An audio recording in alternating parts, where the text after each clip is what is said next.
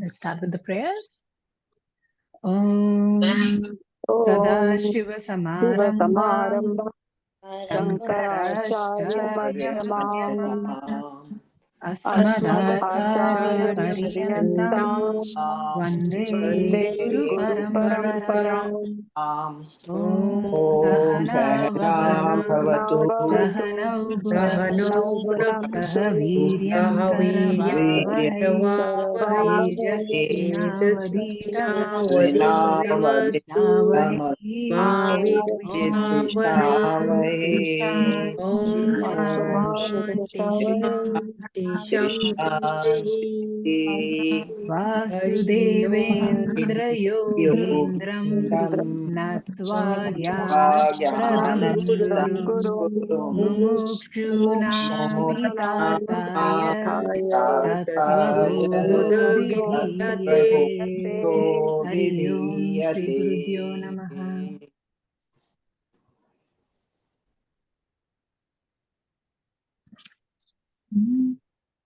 Welcome back.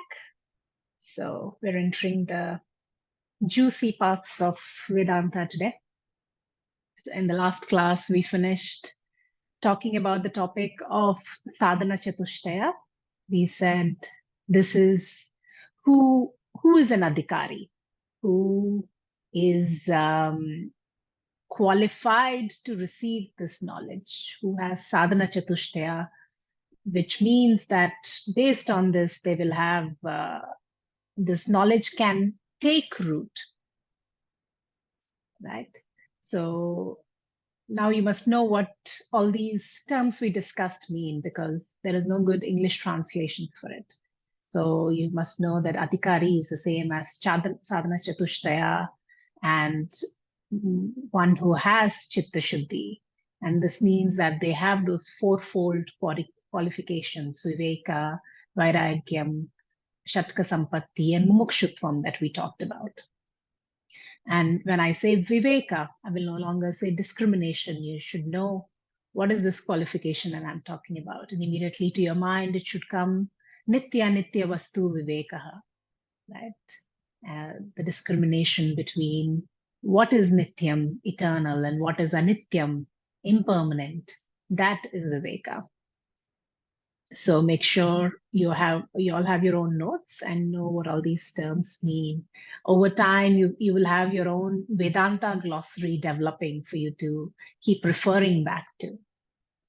Now, entering the second part of Tattva Bodha, we are now going to look at the study of the jiva, the microcosm. It's called Vyashti Vicharaha.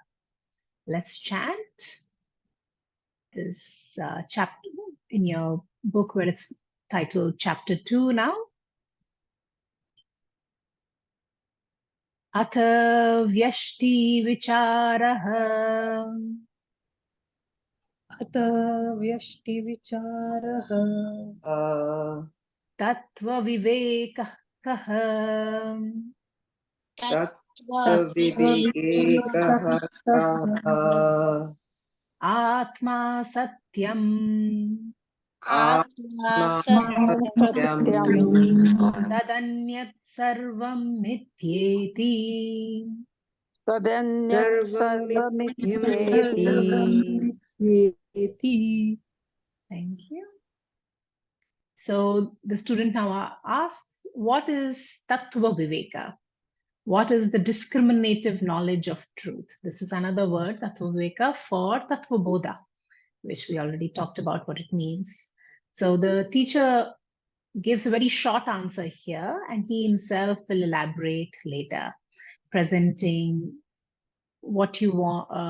So this is a common technique used in scriptures, presenting what you want to teach in a nutshell or giving a gist of it in what is called a sutra vakyam, and then it'll be elaborated later on. So for now, in the nutshell, the author says Atma is Satyam, everything else is Mithya. This firm conviction is Tattva Vivekaha. So the author is now introducing 4 technical words we will all become very, very familiar with. which are Atma. Unsaid here is Anatma. He's talking about Satyam and Mithya. So we'll take our time to understand these 4 words really well now. What is Atma? Every mortal individual has an inner essence, which is immortal. It is an imperishable, immortal essence, which is not visible to our ordinary eyes or any other senses of perception. It cannot be experienced. You can remember this as the triple I: immortal, invisible, inner essence.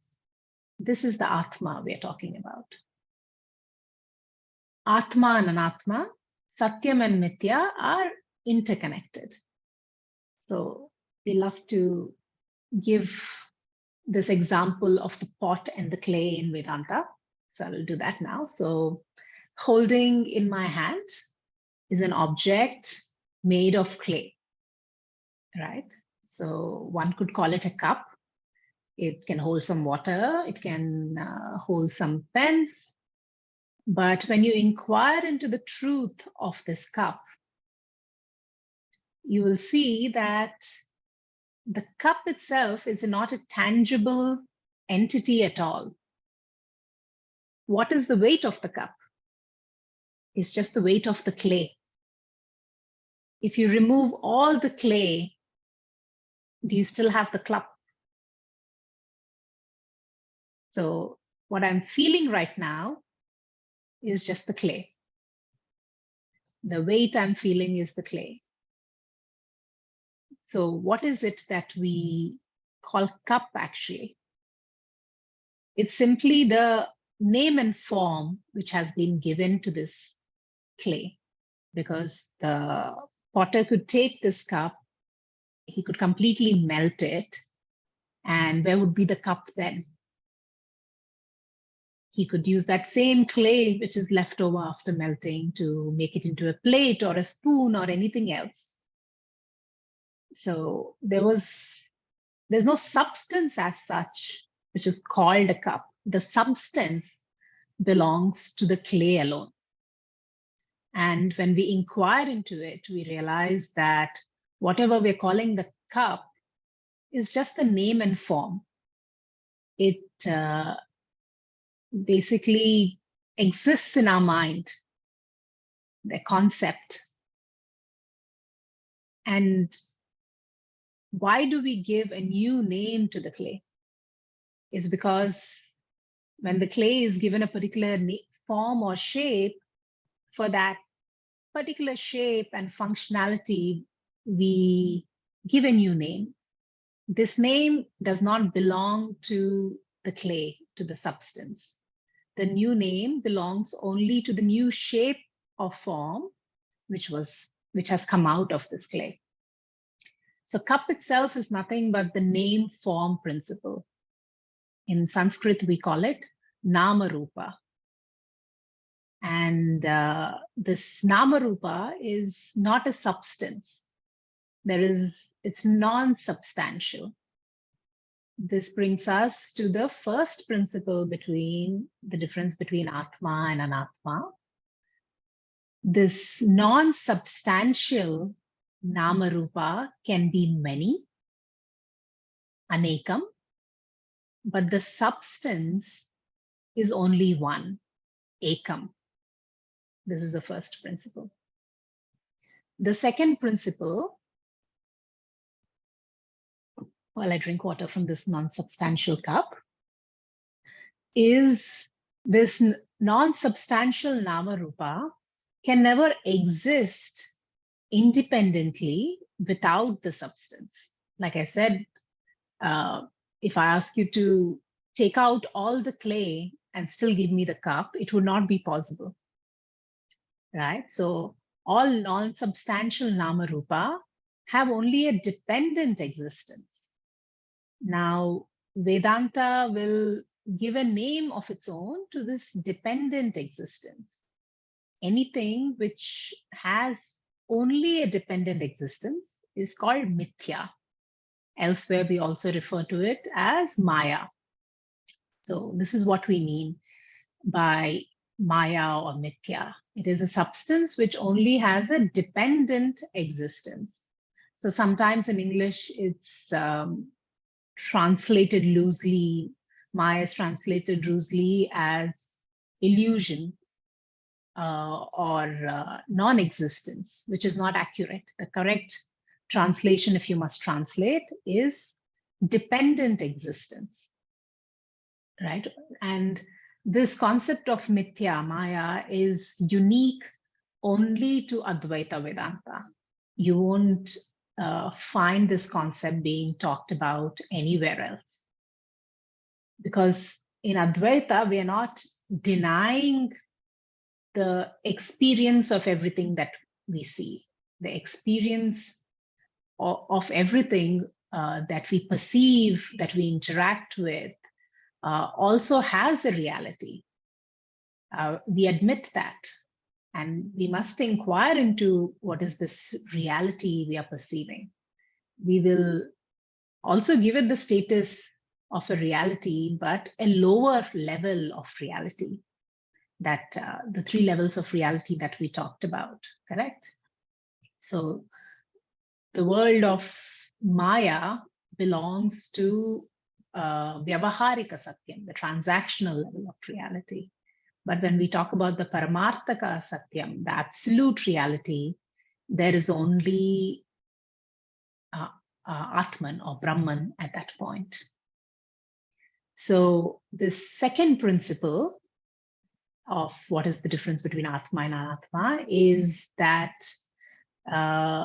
everything which has dependent existence is mithya, which is anatma, and only that which can exist independently, which is immortal, that is the only satyam, which is atma.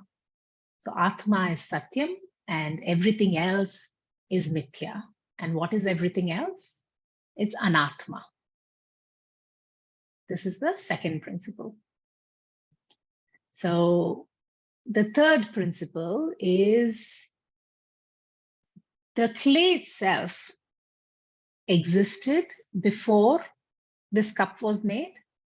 It exists now in the form of this cup.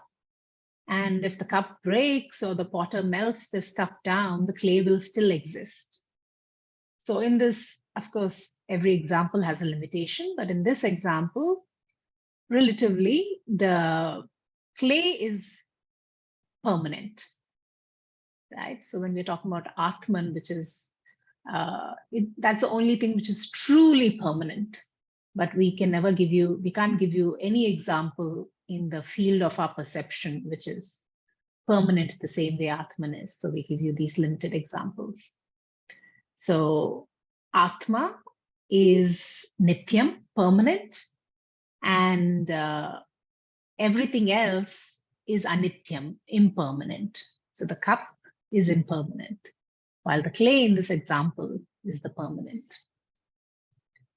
And the fourth principle, which we've actually already covered, is clay alone exists by itself. Clay has got an independent existence, which is unborrowed existence. And that is Satyam. So in the earlier principle, we looked at what is Mithya, and now what is Satyam also. In Bhagavad Gita, again, we will talk about Satyam and Mithya in a lot of detail. And as we continue the rest of this chapter, it will become clearer and clearer, right? So before taking any questions, I'll do some more bits. Yeah. So let's chant the next verse. Atma kaham. Atma kaha. Stula sukshma karana sharira. Stula सूक्ष्मकारण शरीरः शरीरः Vyatiriktaha. व्यतिरिक्तः Panchakoshati san. Panchakoshati सन् Avastatraya sakshi. अवस्थात्रय साक्षी Satchidananda swarupa san. सच्चिदानन्द स्वरूप सन् Yatishtati sa atma. यतिष्ठति सात्मा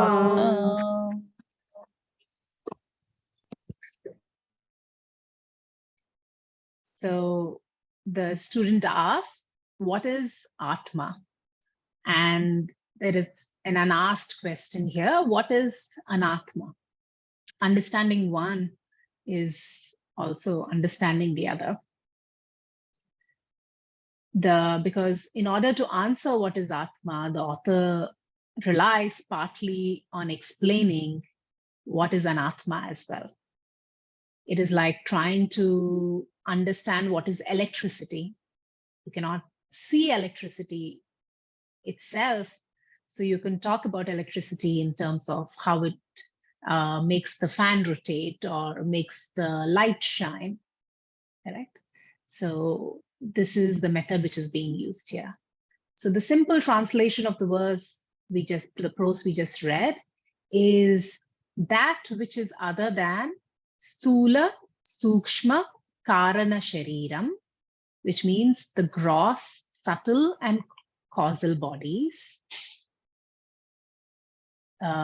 which is beyond the 5 sheets, which is the witness of the 3 states of awareness, which is the nature of Sat Chit Ananda, existence, knowledge, bliss. This is Atma. So this is again a Sutra Vakyam, and every single word which is being mentioned in this verse will be explained in great detail. So don't worry if it doesn't make sense right now. So the Anatma is being divided into 3 classifications. So it's all referring to the same Atma, but it's just 3 different ways of looking at this Anatma. It's being classified into Sharira Trayam, the 3 bodies, which is the physical body, the subtle body, and the causal body. It is being divided then into Kosha Panchakam, the 5-fold layers of the human personality. The author says it's atitaha, beyond, transcending this 5 sheets. We will get into what the 5 sheets are also shortly. It is the sakshi of the avastatrayam. Avastatrayam refers to the 3 states of experience: the waking state, the dreaming state, and the deep sleep state. It is the witness of these 3 states. And also totally we have 11 components which were mentioned here, which we will get into the details of. So 3 kinds of descriptions are being used to understand Atma. There is technical words for all these descriptions that will keep coming up again and again in Vedantic study, so it would be good for you to know. So description itself is Lakshanam, is what it's referred to. So the first kind of description which is being used is Vivartaka Lakshanam, which is when you say something is distinct from something else. It's an explanation of telling you what something is by telling you what it is not, or by negation. So these 11 elements which were mentioned in this prose, the 3 bodies, the 3 states of awareness, the 5 sheets, Atma is distinct from all these. So why such a methodology is used? Because there is a confusion. We all have a sense that I exist, that I am, but we have a confusion about what we mean by I. so this Atman is me. That's what the Shastra is telling us now. But there exists a confusion already on what I am in our mind. So if what I am was completely unknown to you, there would be no need for this negation. But we do have some sense of what I am. And we associate with this body-mind sense complex, which Shastra is going to tell you that you're not. If the body is fat, we say, I am fat. If the mind is experiencing anger, we will say, I am angry, right? So Shastra is telling you that you are not all this. But what do we mean by you are not this, or that you're distinct from this? When I'm doing this negations, it's not like you're asking me, what is a monkey? And I'm telling you a monkey is not a banana, a monkey is not a tree, etc. Because you don't have this kind of confusion. You're unlikely to confuse the monkey with the banana or so on. This is more like me telling you that the ocean is not the wave, right? The wave is distant from, the essence of the wave is water, which is actually the same as the essence of the ocean. This is the inner essence that we're trying to understand. So the wave is distinct from the ocean in that sense alone, limited to that shape and form, the name and form. It's distinct. So it's not different completely, it's distinct. And what does that mean? It means the wave is also the ocean, but the ocean is not just the wave. So the water itself, which is the essence, is much beyond all this. That's the essence we're trying to understand. So that's why this negation method called Vyavartika Lakshanam is used. Then in the same prose, they're using, the author is using Swarupa Lakshanam. Swarupa Lakshanam is when we talk about the intrinsic property of something, the nature of something. For example, the heat is an intrinsic property of fire. Similarly, the nature of Atma is Sat, Chit, Ananda. We will again explain these words in detail, but it basically means Sat is absolute existence, Chit is absolute consciousness, and Ananda is absolute bliss. This absolute existence, consciousness, bliss is Atma, is you, is what Shastra is telling us. The third kind of description used is Tatastha Lakshanam. Tata means established at the bank of a river, for example. It is a secondary or a temporary feature. It's not an intrinsic quality. For example, you're visiting a friend, you're trying to find their house. You reach the community and you reach the street.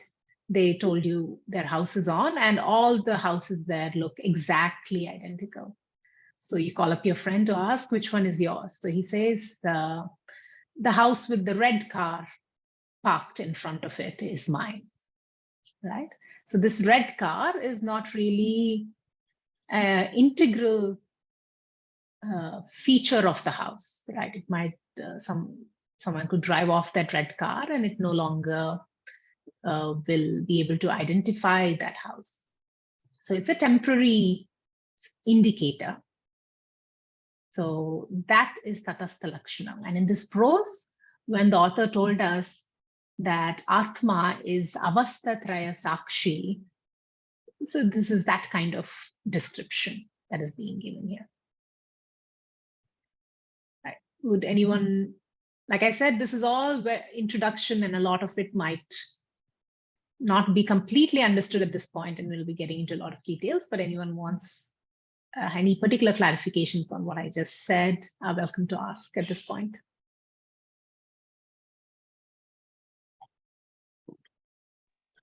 Could you repeat the 3 lakshanas again? Sure. It's Vivartaka Lakshanam, which is description by negation, saying something is distinct from something. Swarupa Lakshanam, which means the intrinsic property of something. And Tatastha Lakshanam, which means a secondary or temporary feature. Okay. Thank you. Yeah. Right. So if there's no more questions, we can chant the next. Stula, yeah, sorry, someone wanted to ask? Sorry. For each lakshan, can we have one example, small example? Right. So I did mention the examples. So That's the lakshan I couldn't understand actually. Right. So Swarupa Lakshanam was when I said heat is an intrinsic property of fire. Correct. Right. So you cannot have fire without heat. Correct. I can't give you just the fire principle. To feel fire, so you need, to feel heat, I can't just give you the heat principle. You can only experience heat through something for which it is the intrinsic property, like fire. That is Swarup Lakshan. That's Swarupa Lakshanam. Which Vivartaka Lakshanam is saying something is different from something. So that was the wave and ocean example. So I said the wave is distinct from the ocean, right? Yes. But I said it's not the same as saying a monkey is different from banana. Correct. So this negation is used to say something is distinct from when there is a confusion. So we're not talking about two things which are completely different to each other. We are talking about two things which are distinct in some way. And in the case of Vedanta, they'll be distinct in name and form, largely. Because the essential inner essence of everything is Atma. Because we're also talking about non-duality. There is nothing else. So the essence of everything we are talking about is Atma. And that is the Atma, which I am, that I'm trying to understand here. Correct. And Tatastha? Tatastha is the secondary temporary feature. The example of the house is the one where the red car is parked in front. So the red car parked in the front is a temporary feature of the house. It's indicating that this is that particular house, but it's a temporary feature because the car will go at any point, but the house will still be the same. So it's helping that person understand that this is the house, and next time they come, they won't need that indicator of the car to point to it again. So it's done, right? So, and in the case of the prose, when we said Atman is the Avastatraya Sakshi, it is the witness of the 3 states of experience. This will be explained again. That is an example of Tatastha Lakshana. Okay. Thank you. So let's chant the next part. Stula Sareeram Kim. Stula Sareeram Kim. Panchīkrita. Panchīkrita. Panchamahabhutaihi.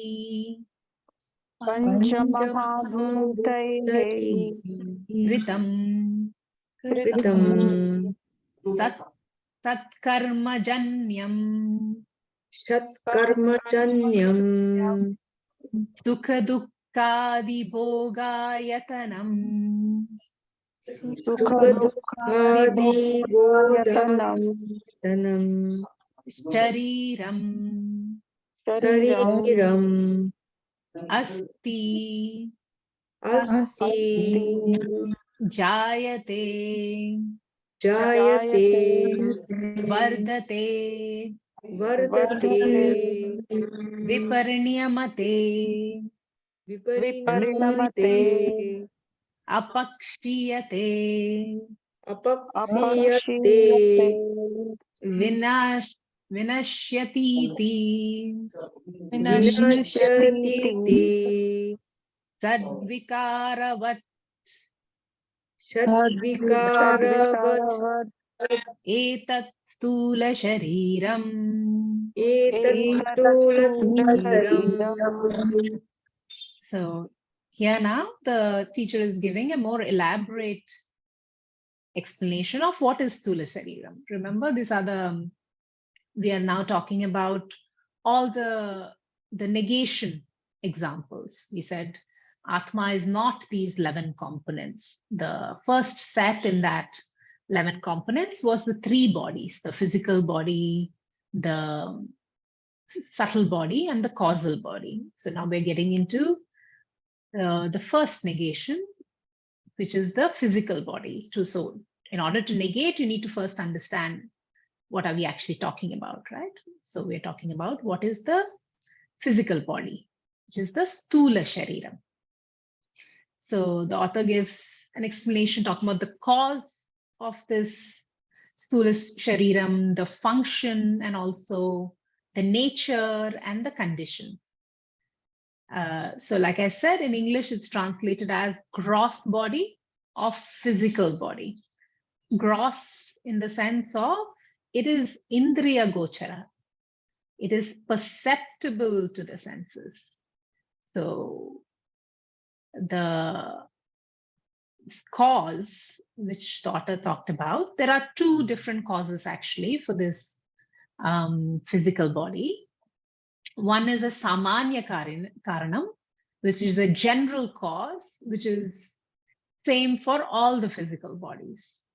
And there is a vishesha karanam, a specific cause, which is why one body looks different from the other, right? So the samanya karanam, the general cause, is it is made of the 5 great elements that have gone through the process of grossification.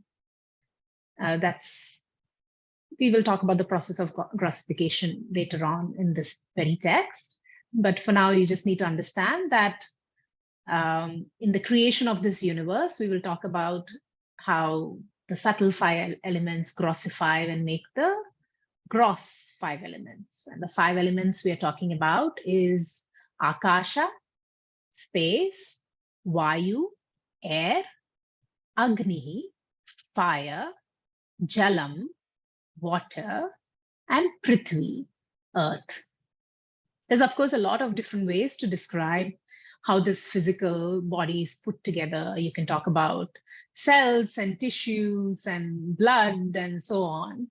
The Vedantic way is through the model, the Vedantic model is to talk about it through these 5 components. So it's a model, which of course doesn't mean that any other models we have that we studied in our biology textbooks are untrue. This is just a different model.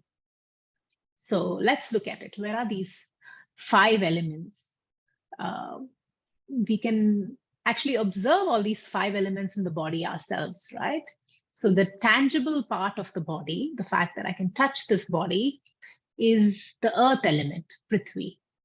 So, and you can also see it in the sense of how it also feeds and nurtures the body. From the earth, we get vegetables, we get food. So even if you're not a vegetarian, the same food feeds animals, which some people eat. And through this food, which is given from the earth, the body is formed and the body is nourished and sustained.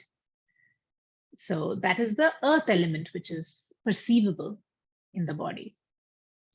We know that the body has water. We are 70% water, in fact.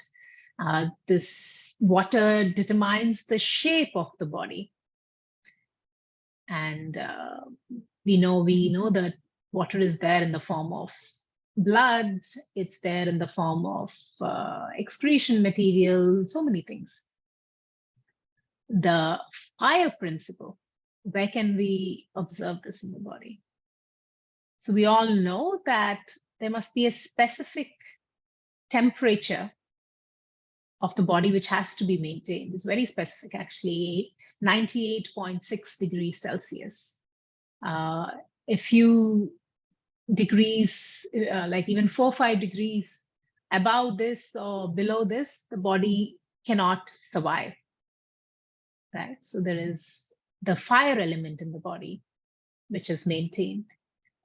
This fire element in the body is also observed in the digestive fire, right? It's what digests all this food that we eat.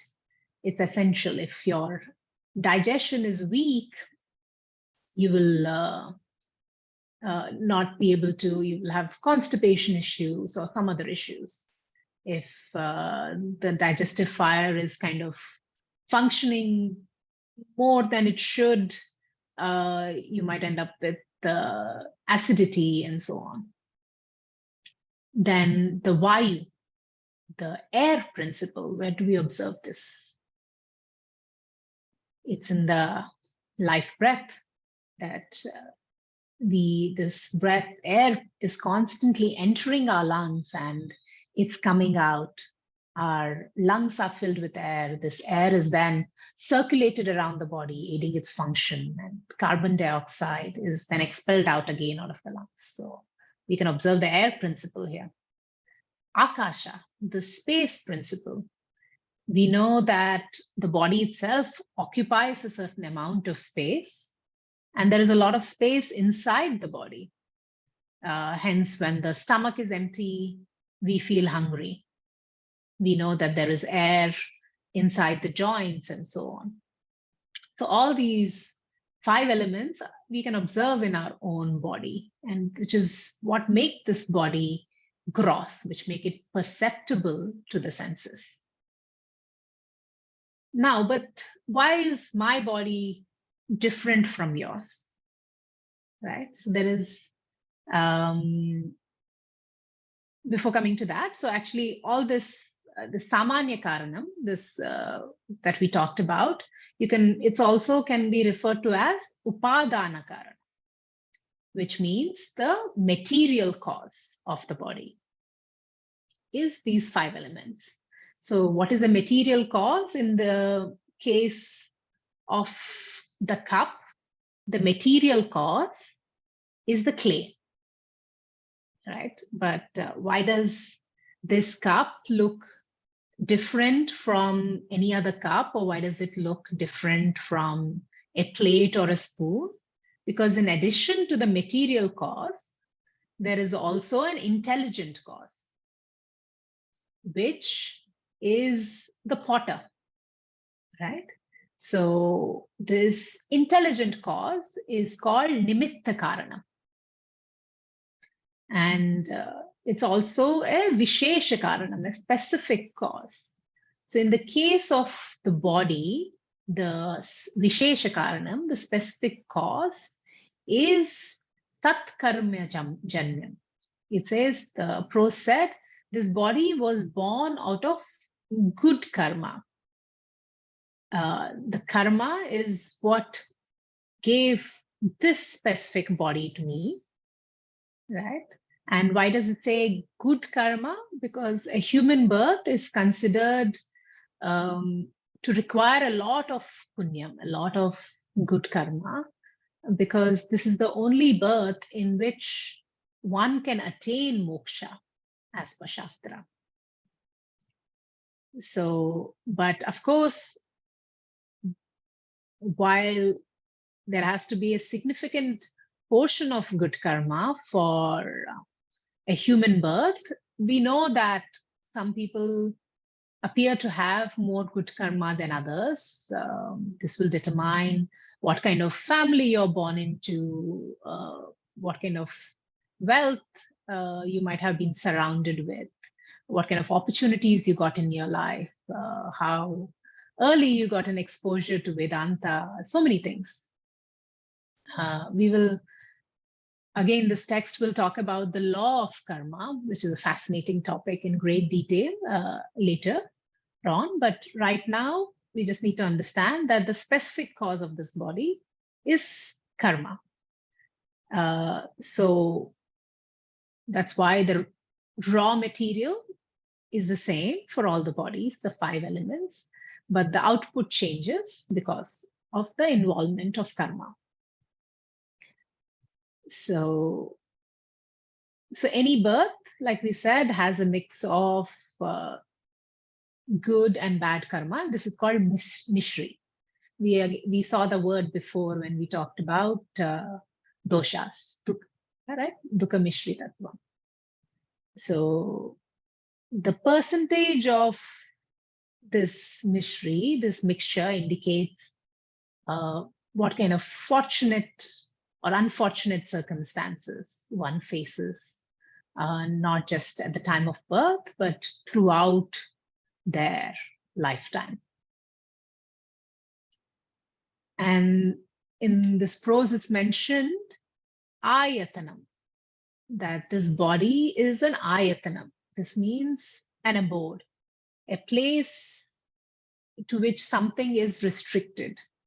This physical body is only a vehicle that we have rented out by giving a certain amount of karma, capital, to experience Bodha. And what do we experience? We experience sukha, dukkha, adi. We experience sukha, happy experiences, dukkha, unpleasant or sorrowful experiences, and adi, etc., refers to a mixture of experiences, because we also get experiences which are mixed with pleasure and pain. This body provides a temporary abode for the jiva to go around and interact with the world and have these pleasurable, painful, and mixed experiences. That is the function of the body, that it is an ayatanam, an abode. And then what is the nature of this body? Sharira is actually derived from the Sanskrit root shri, which means decay. The author says, vikaravat etat stula shariram. This body is subject to constant change, modifications, and decay. Every second, thousands of cells are produced, and also thousands of cells die. When you were a baby, you had a completely different body, but you still said, my body, right? And then you were a toddler, then you had the body of a toddler, then you got a body of a teen, and this current adult body that you have. Hardly any of the cells remain the same. There is even a myth that every 7 years, all the cells in your body are completely different. It's not completely true, but it's partially true that a large percentage of the body, of the cells in your body, do keep constantly changing. So this begs the question, who am I? I cannot be this body for sure. So, but yet I say I am fat, or I am beautiful, or I am dark, associating with this body. That's what we're being asked to inquire into here. The nature of this body is that it's subject to 6 changes. Shadvikaravat. That's the names we read, which was Asti, Jayate, Vardate, Viparniyamate, Apakshiyate, Vinashyati. So this is also good to know that we must remember. Asti is potential existence. That is when we came into existence as a fetus, right? The very first cells which were formed. So that is the potential existence. That first cells did not yet indicate whether I would have a male birth or a female birth, right? It was not perceivable to anyone, but then those first cells already had the entire DNA of what was to come, who will be this person now. Jayate is the second change, which is the manifested existence, the birth. Very simple. Vardate is growth all the time. So from the time the body is born, it keeps growing constantly till it reaches this adult body. And then it no longer grows, but it changes. And this change is called Viparniyamate. So that is the change after the growth stage is finished. The change stage is called Viparniyamate. And at some point, the only change which will happen is decay. The bones will become more brittle, the skin will become more saggy. You can literally see people shrink as they age older and older, right? So that stage is called apakshiyate, decay. And the final stage is vinashyati, which is literally translate to destruction. And in the case of the physical body, it comes as death, which is the inevitable change that must be accepted. So every body is subject to these 6 changes, which are called Shadvikaravat. While we know this about the body, we all know that the body must die and will die. We yet identify and cling to this body, seeking immortality from this body. I think it's probably because somewhere deep down, we are aware of our inner essence as this immortal being. So it's a natural tendency to want to experience immortality.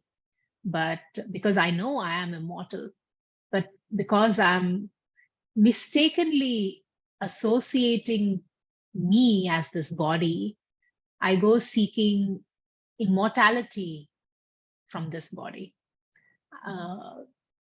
Most of us, whether it comes to us or our loved ones, because of all the advances of medical science today, we often cling to this body to an extent far beyond we should, right? So many of us probably had loved ones in hospitals, stretching their life artificially when we knew there was not really any hope, trying to prolong that life more and more. So this is one of the confusions which has to be cleared. In Bhagavad Gita, Lord Krishna likens this body to cloth, that once the use of this cloth is done, it will be put to wash or it will be discarded, and we put on new clothes. So we are this Atma, which take on this body like clothes because they serve a particular function, because a certain amount of karma must be experienced and exhausted. So this is the Stula Sareeram, the physical body, and this just describes the anatomy of the body. But what makes it alive is the Sukshma Sareeram, the subtle body, which is what we'll read about next. But before that, any questions?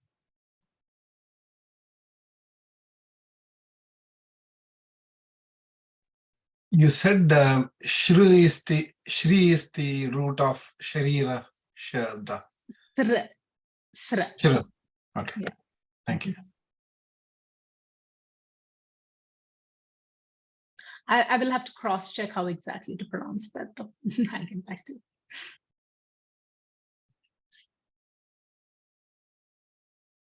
Any other questions?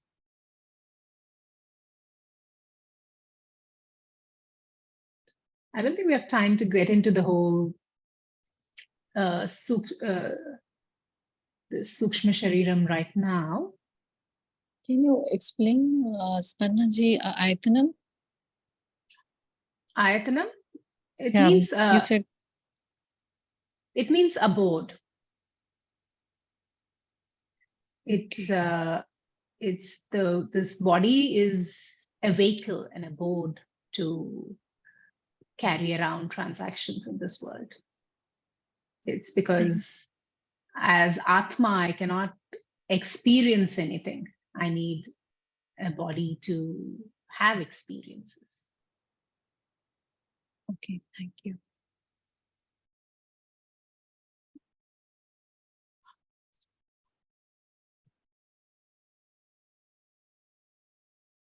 Okay. Right. So I think it's better we end the class there because we won't be able to do much beyond give a brief introduction of the Sukshma Shariram. Okay. Yes. Okay. Yeah. I see some people unmuted. You had any questions? No. Okay. All right. Thank you all for your participation. And like I said, this is a lot of the terms we talked about in this class might have been right now seem very vague to you, but to the first half, we were just giving an introduction of everything we will talk about in a lot of detail very soon. So the only detailed part we went through was the physical body, which I hope is clear to everyone. Right. Okay. Do the ending prayers. Om Purnamadah Purnamidam Purnat Purnamudachyate Purnasya Purnamadaya Purnameva Vashishyate Om Shanti Shanti Shanti Hari Om Shri Gurubhyo Namaha. Tattva. Thank you. Have a wonderful week. Thank you, Spandanaji. Thank you. Thank you.